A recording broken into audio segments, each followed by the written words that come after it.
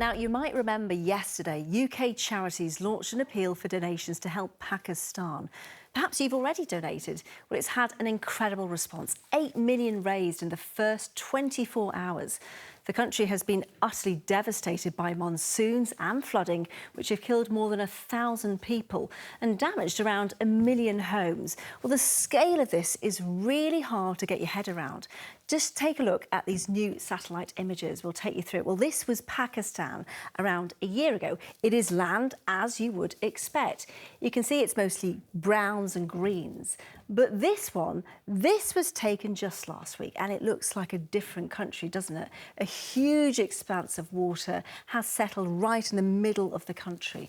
The government there says a third of the country is now flooded. And just parts of that massive body of water span 170 miles across in some of the worst affected areas. That's exactly why people across the world, not least Pakistanis in the UK, have been appealing for help, as Vincent McAviney has been finding out. Pakistan has been devastated by brutal floods. One of Pakistan's most famous daughters, Malala Yousafzai, appealing for help. And the people of Pakistan need our help to survive. Here at the East London Mosque, the Friday call to prayer is also a call to action for the plight of a disaster-struck nation thousands of miles away. The situation in Pakistan right now, they are experiencing the worst flooding in their history.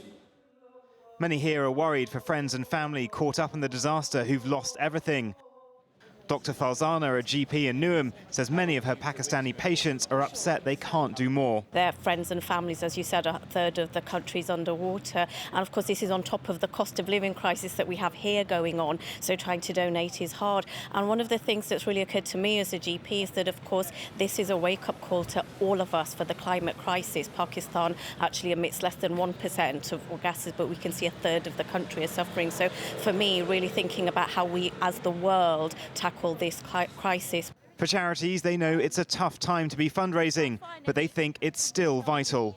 Our focus is very much about providing cooked meals, this is nutritious rice with meat and bottled water to avoid the waterborne diseases which are now widespread in Pakistan. Setting up medical camps because sadly the elderly and the children are already getting sick, and of course providing emergency tents to get the families out of the open air. What's amazing about the general British public is they're incredibly generous even though they are struggling themselves. The charities already on the ground are worried, though, that this crisis will only deteriorate through the winter.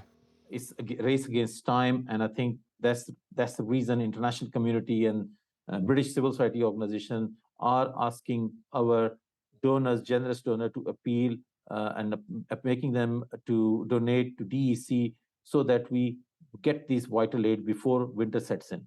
With more monsoon rains forecast set to add to the deluge, it's a test of faith for many in the country as they await help from around the world. Vincent McAviney, 5 News.